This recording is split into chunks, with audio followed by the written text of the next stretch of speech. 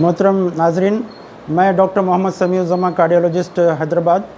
जैसा कि मैं एजुकेशनल या हेल्थ अवेयरनेस वीडियोस बनाता हूं, आज आपके सामने एक मुख्तसर से वीडियो में कॉम्प्लिकेशन ऑफ हाइपरटेंशन यानी ब्लड प्रेशर बढ़ने का जो प्रॉब्लम है उसमें से एक प्रॉब्लम आपके सामने बता रहा हूं। एक लेडी पेशेंट है जिनका ब्लड प्रेशर इस वक्त 200/140 है। तो ये बराबर टैबलेट नहीं ले रहे हैं, जिसकी वजह से दिल पे स्वेलिंग आई है। ये आप इसको फोकस कीजिए। ये नॉर्मल एलवी है, लेफ्ट वेंट्रिकुलर हार्ट का जो चैम्बर है वो नॉर्मल है, और ये जो बीपी की वजह से ये इसका जो वॉल है, इसकी दीवार है, मोटी हो जाती है, थिक हो जाती है, जिसको लेफ्ट वेंट्रिकुलर हाइपरट्रोफी कहते हैं। ये मैं आपको अभी इको में बताऊंगा।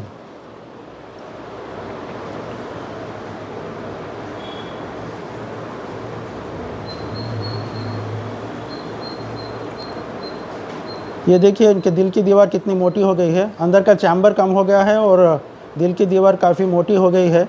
तो इसको लेफ़्ट वेंट्रिकुलर हाइपरट्रोफी कहते हैं।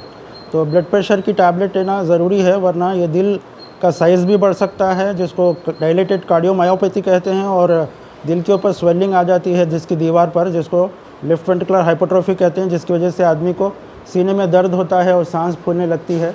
और चूँकि ब्लड सप्लाई जो भी नॉर्मली सप्लाई होता है और दिल की दीवार मोटी होने की वजह से ऑक्सीजन की सप्लाई बस नहीं होती, बराबर नहीं होती, जिसकी वजह से सीने में भारीपन और सर में दर्द और चक्कर, गर्दन में दर्द हो सकता है। और बाज़ लोगों को तो कोई सिम्टम्स नहीं होते, टेस्ट करने के बाद ही पता चलता है कि उनको बीपी है और उसके कॉम्प्लिकेशंस हैं। लिहाजा हर आदमी को 40 ईयर्स के बाद खुसूसन हर 6 महीने साल के बाद ब्लड प्रेशर चेक करना चाहिए, और टैबलेट हमेशा लेना चाहिए, लाइफ लॉन्ग।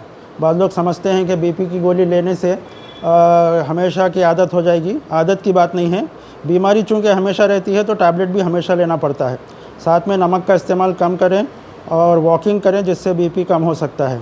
Thank you. खुदा हाफिज़।